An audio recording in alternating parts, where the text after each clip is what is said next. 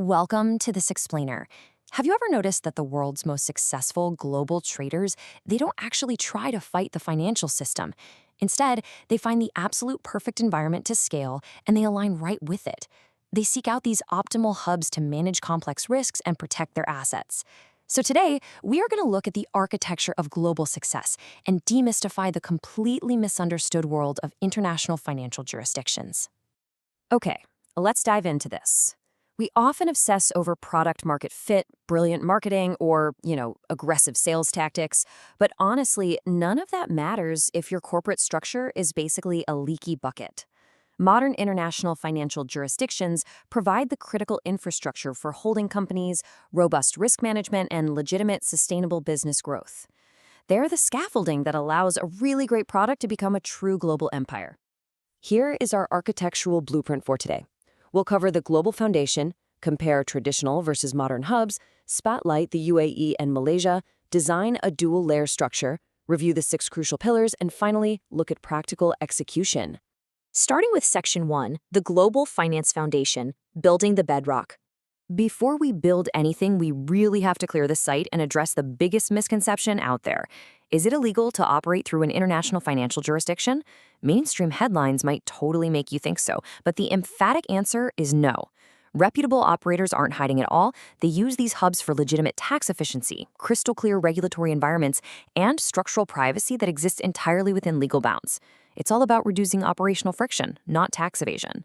So, the crucial point is this concept of economic substance. The era of the shady shell company, a P.O. box on a sunny beach run by some guy named Gary, is totally dead and buried. Modern global compliance mandates real, defensible business operations.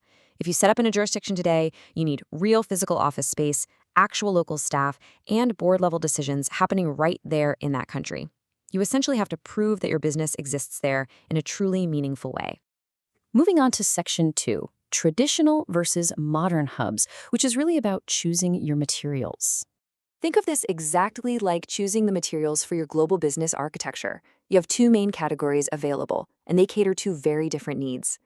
On one side, we've got the traditional powerhouses. These are the old guard, like Switzerland, Luxembourg, Singapore, and Hong Kong. They offer unmatched institutional stability, deep liquidity, and massive credibility. But the trade-off is high complexity and heavy economic substance requirements. On the flip side, we have modern specialized hubs, places like the UAE, the British Virgin Islands, and the Cayman Islands. These are high-velocity, precision-engineered jurisdictions that offer immense operational agility, niche industry focus, and fantastic tax efficiency. And this brilliantly illustrates why you can't just pick the most popular country. You literally have to match a jurisdiction's legal DNA to your specific industry vertical. Doing fintech? You want Singapore or Gibraltar. Trading commodities or re-exporting goods? The UAE is unmatched for sure. Running maritime operations? You should be looking at the Marshall Islands or Panama. Managing investment funds? Luxembourg or the Cayman Islands are your gold standards. It's really about finding the exact right tool for the job. Let's get into Section 3, a quick spotlight on the UAE and Malaysia. The UAE is essentially the ultimate global connector for trade and logistics. Through free zones like the Dubai International Financial Center, or DIFC, it offers a common law framework, 100% foreign ownership, and frequently 0% tax on qualifying income. That makes it absolutely perfect for the MENA region as well as broader global expansion. Now, Malaysia, specifically the Labuan International Business and Financial Center, is a phenomenal midshore solution. It's a world leader in Islamic finance, offering a beautifully balanced regulatory environment where trading income tax rates can drop as low as 3%. So if you're targeting the booming ASEAN markets, Labuan is incredibly versatile. Section 4, the dual-layer corporate structure. Let's move to and see how this builds our actual strategy. So how do sophisticated global enterprises actually combine these hubs?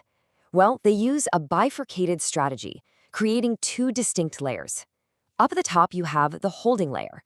This sits in a strong, stable international jurisdiction, maybe the UAE or Singapore, and its entire job is to safely manage your treasury, hold your IP, and hedge your regional risks. Beneath that, you have the operational layer. These are local entities placed directly in your target markets. Pairing these 2 layers gives you an absolute superpower.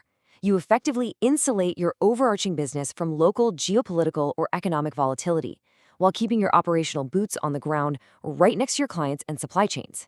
Section 5, the 6 pillars of jurisdiction, or what we call the building codes. None of this architecture works if you fail the local building codes. If you fail an inspection here, the whole structure collapses. We've already touched on economic substance and industry alignment, but we need to look closely at pillars 2 and 3.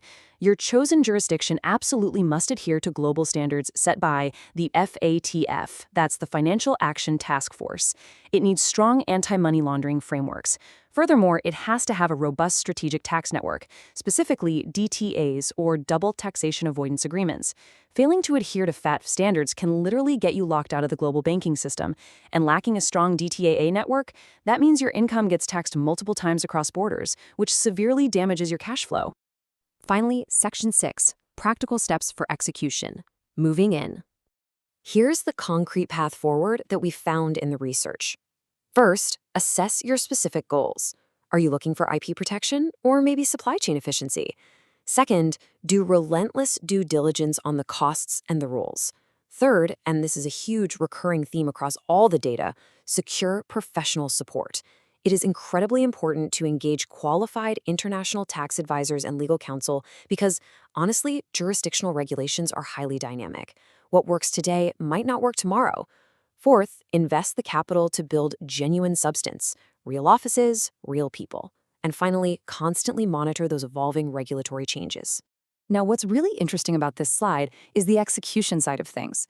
Actually executing on this dual-layer strategy and maintaining cross-border compliance can quickly turn into an administrative nightmare. That's exactly where a platform like Tendify comes in. It's essentially the ultimate digital toolbelt to maintain and streamline this newly built global architecture, effortlessly managing complex global trade operations, documentation, and compliance, all in one single place. Because successfully integrating multiple international jurisdictions requires the right ongoing support systems.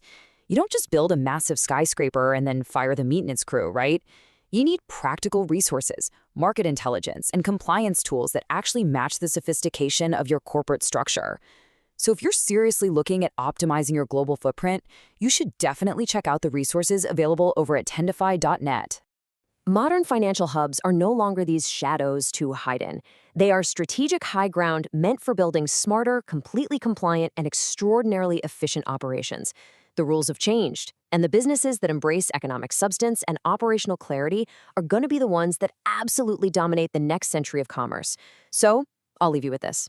Are you hiding from global complexity? Or are you architecting a business built to outlast it? Thanks so much for joining us for this explainer.